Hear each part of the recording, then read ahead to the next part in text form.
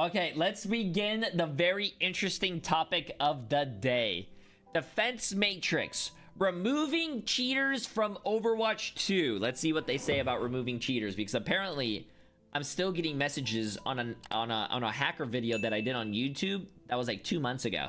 And they're still saying that they're still in the game.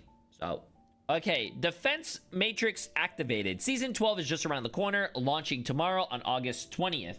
If you guys didn't know, new season tomorrow, 11 a.m. PST, 2 p.m. EST. And we have exciting news in our efforts to stop disruptive and harmful play in Overwatch 2. Defense Matrix is our initiative that works to make Overwatch 2 a fun, safe, and fair competitive hero shooter that is inclusive for everyone. So let's jump into what's been happening and what we have in store in Season 12 beyond. So right now, chat, I'm glad that they're doing this, because as of right now, the only thing I know about the cheater problem is that they don't ban cheaters right away. They ban them in waves, so that the people who make the cheats don't know what got picked up, so that for the reason they get banned. I don't know how I feel about that. I feel other games are a lot better at detecting cheats and just banning the people straight out. I don't think you should ban them in waves, because let's say if someone starts cheating, they're gonna keep cheating until the next wave. Imagine how many people are gonna get their games ruined by cheaters. Okay, let's read this. Cheaters are not heroes. That's just funny. Cheating is an ongoing problem in every skill-based game, and Overwatch 2 is no exception. Cheating is a, what do you call it? Premeditative behavior. Ooh.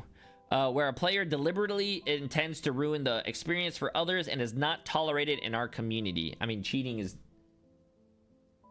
not tolerated in any community, I'm pretty sure, right? Unless you want to cheat in a single player game where you're not fucking, ruining anyone's fun but your own. You're only ruining your own playthrough. I think that, then yeah.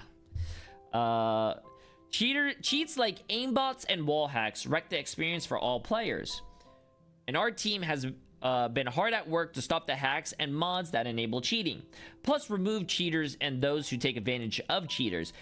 If you queue with a cheater to boost yourself, you deserve to be banned, and you're a loser as well. You're guilty by association. Especially those Mercy players that res cheaters and duel with them. Today, we are pleased to announce that we have banned over 500,000 accounts that have been found to cheating. We also suspended or banned over 40,000 accounts that intentionally group up with cheating accounts as well. Yeah, those 40,000 people, F you. You're a loser. 500,000 accounts that have been banned due to cheating. Hold up, chat. Ready? I want to see something. Calculator. If there was 500,000 accounts that got banned, and each one, let's just say, they cheated, but they bought one skin that was like $20, they still made $10 million off those banned accounts that they're never going to be able to have. People who cheat don't buy skins. One can only dream, Meg. One can only dream. Can I seen cheaters that have skins as well. Just saying. Okay, let's see. Continue. But our work doesn't end up with identifying and removing cheaters. It's important to also take out hacks that enable cheats altogether. We're hard at work on a new anti-cheat technologies. Ooh. And looking forward to stopping cheats in their tracks. Oh, that's actually pretty good, because their anti-cheat system right now sucks. Wasn't there a thing that they said, chat, that apparently 30% or... So, I think it was around 30%. 30% of people who play games in general, or 30... It was like 30 or 35% of people who are in top 500 or who play video games are apparently just cheaters. It's crazy. So, think about that. That's crazy to think about. As usual, we don't like to reveal the details of what we're doing to make this happen. However, we hope to, by showing the efforts to remove 500,000 cheaters from the game shows. We made great strides to stop cheaters in their tracks and will always continue to do so. Playing fair on console works. In Season 11, ooh, this is for you console viewers. In Season 11, we launched full preventative measures to detect anyone on console that was using an unapproved peripheral to enable mouse and keyboard inputs into console pools. This is Zimming, chat. While this led to banning thousands of the worst offenders, thousands of people, okay, who maliciously use devices to climb competitive ranks in Season 10, players who attempt to use unapproved peripheral will now lose access to competitive play and will be relegated to PC input pool for unranked game modes. So if you use zimming on console now, you're gonna be losing your access to competitive mode, and you're also gonna be put into, what do you call it, PC pools for unranked game modes. That is fucking cool. Good. I think that's a good thing. That's a good thing, and this has greatly improved the quality of ranked for those who play on console. I think that's good. People who use zimming should get their competitive experience taken away from them. Zimming is fucking no. It's a shitty thing to do. I don't even play console, and I think that is a horrible thing to do. And also, what's really funny is that those zimming people are gonna go put in PC lobbies, and I hope they get shit on by the PC players, because aren't consoles restricted to like 60 or 120 FPS? So hopefully, you know, the PC players have a little better setup and, you know, can out, you know, kill them. I think that's gonna be cool. Okay, what is this? Control your team experience. Let's see what this is. As mentioned in our recent director's take blog, our avoid as teammate feature is getting an update that will better enable all our players to play with teammates that you can rely on. Starting in Season 12, you'll be able to add up to 15... Oh my god. Ooh, excuse me. You'll be able to add up to 15 players on your avoid as teammate list. This will help tailor the match experience and help you and keep you from being queued in the same team as anyone who don't sync who you don't sync with well. Sorry. Yeah, you have 15. I think what they said yesterday, chat, or on the recent dev blog, if you guys didn't see it, which is on YouTube as well, we did react to it. You have 15 avoid slots, 3 are which are permanent. You can avoid 3 people permanently and they don't expire, so they'll be forever on your avoids list until you remove them. And then there's also 12 avoid slots that can expire, and they're also but they're not avoided, like, let's say for sure, because if you have 12 people avoided, they're gonna apparently get rid of the people who are at the bottom of that avoid, and so you could get a game. They don't want everyone not being in it, like not in the game. You'll be able to play to order these players in order of preference, which players you absolutely don't want to play with versus those who you'd rather just avoid if you can help it. Yeah, see, there you go. For those ranked below Grandmasters, you'll likely be able to avoid all 15 players on your list every match. Those on the higher end competitive ranks, where there are fewer players available to match with, we may still see some of your avoided players that are lower in priority, especially when your queue time gets longer, what we were just saying. But don't worry, you'll be able to pin up to 3 players to absolutely avoid and keep on your avoid as teammate list indefinitely. When your list is full and you don't want to avoid a new player, they'll be added automatically to the top of the list of players who are not pinned, and the player who is at the bottom of the list would drop off. You can reset the timer at any time for a player to move them back up to the top of the list, and players who are not pinned will be taken off your avoid list after a total of 7 days.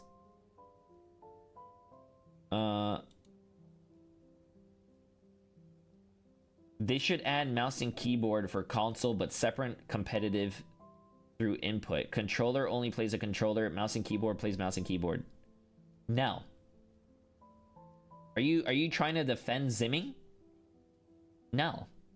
How is that defending zimming? That has nothing to do with zimming at all. Connecting your mouse and keyboard to a console is zimming, and you're basically just saying give the zimming or give the zimmers a different pool to queue in. No. What? Optimizing in-match reporting. We have new details on improving the reporting and social features in-game to share. We're adding a new feature to the scoreboard where you can now directly regulate the text chat or voice chat of any of your teammates and opponents. That's W. That is W. What I think they should do, I think that's like a Valorant type thing where you could just like mute people on the thing, on the scoreboard. I think that is really good, but what Overwatch needs the most is like, I wish Overwatch would give us like a bar to whether we could turn up a teammate or turn down a teammate. Because some of the teammates that I get are very fucking loud. You'll be able to directly mute the text chat or voice chat of any of your teammates, opponents, or yourself. Plus, adjust the individual volume for each player's voice.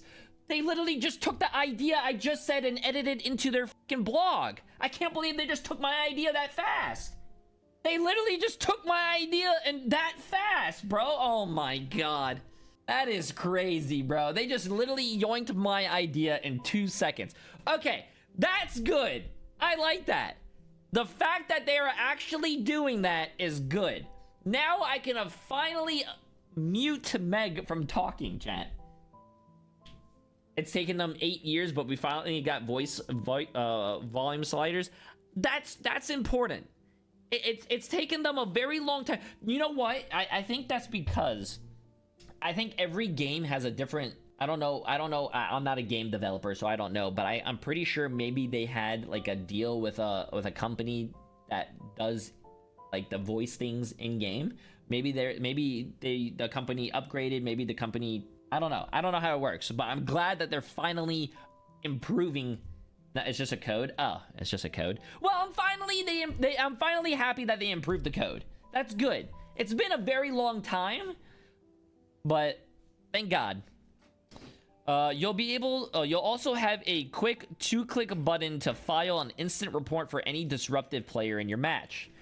These new features are tailored especially around console players to make it easy to quickly stop and find up each action with just a few button presses while the match is in progress. Stay tuned to see these social and reporting features in a feature season coming soon. Knowing when you encounter a disruptive player is important because it can allow you to safeguard yourself by adjusting your social features to mute that disruptive player or warn your friends who may be playing with you that player is likely to be a problem. We've heard feedback that players who like to cheat or you are disruptive use the streamer protect tools to cover their own identity, making it difficult for players to quickly identify them encountered that player in a previous match. If they encountered that player in a previous match, yeah, that's kind of shitty thing to do. Using streamer mode to protect yourself because you're a fucking asshole. That's a shitty thing to do. And it does make sense that people are abusing that system. I do see a lot of messages. I do see a lot of messages that like cheaters are actually using the streamer protect mode, and you don't know if you literally just played against that streamer, the cheater or not, because their name switches every game. So, also there, yeah, this was a funny tweet. Please fucking delete streamer mode. Please fucking delete streamer mode. Please fucking delete streamer mode. So many cheat. So many cheats. So many cheats. So many cheats. So many cheats. I mean, he's not wrong. He's not wrong. He's not. It's just another way of cheaters being able to, what do you call it, abuse that system. Okay, a lot of time, players who are disruptive or like to cheat are often relatively newer accounts with very little playtime. Our streamer mode tools, our streamer protect tools are intended for long-standing players and content creators who don't want to be targeted by disruptive players who ruin their games. With this in mind, we'll be restricting access to hide my name features of streamer protect mode for those who don't have Unrelenting Hero Challenge completed, which requires winning 1,750 games of Overwatch in any game mode. Holy shit. So chat, I think that's good. It is good that they're using that to hide, like, you know, so cheaters can't use that. But god damn, bro, 1,750 games of Overwatch, which are wins. That's not 1,750 games in total. That is fucking wins. And if you're saying 50-50 Overwatch is true, you're playing around, what, 3,500, 4,000 games? That is crazy, just in order to hide your name. This change will empower our seasoned players to use the Streamer Protect tool properly and not abuse it through the use of secondary accounts intended to cause disruption in games. Fair enough. Okay. Like Meg said, it's only probably for people's main account. That's it for this Defense Matrix update. Stay tuned. There are more updates planned in the future seasons. Please remember to continue to play fair and play nice. And always help support the best part of Overwatch 2, the community. Thank you. Yeah, I'm gonna be honest with you. As a streamer myself, I actually don't really care about the streamer. I don't know. I don't know. I guess a lot of other streamers out there do get their games thrown for being like, you know, them. I mean, like, you know, someone, let's say, can be like, oh my god, Emong, I hate Emong, I'm gonna throw this guy's game. Oh, but if he's on the other team, I'm gonna try hard against him. I'm pretty sure there's some people out there. But yeah, as a streamer, in my mentality and in my opinion, I don't use it because I feel like, because I think of it like this. If I'm playing against Emong or Flats, or let's say another streamer, or I'm playing against some random person, and they kill me and they make content on me, I mean, even though it's bad content and people might be like, oh my god, Jay3, how's he top 500? He's dying. Oh, you shit on him. Woo. That's still kind of promotion to my brand or my name. That's still, like, any bad publicity is still publicity. I mean, I remember I was playing Mercy in quick play, f***ing around and like pistoling people, and then I remember I got killed by another Mercy, and I got uploaded to a TikTok, and everyone was shit talking me like, how's this guy top 500? I'm like, I was f***ing around in quick play. What am I supposed to be doing? Try harding? So I think of streamer mode differently. I don't use it. Like I said, I feel like any publicity is good publicity, chat. It's gonna get your name out there, and as a content creator, that's basically what you want, right? You want to get your name out there. I think the biggest W to this, besides the cheating, obviously the cheating, you don't want that in a game, right? Cheating is fucking horrible, sucks, you're losers. But I think the biggest thing right here is the optimization in right here, the optimizing in-match reporting. Not really that, but adjusting individual volume for each player's voice, and adding a new feature to the scoreboard that you can regulate text chat or voice chat of any of your teammates and opponents. That's the coolest thing, I think. Okay, friends, YouTube thinks you might like this next video, so let me know if they're right.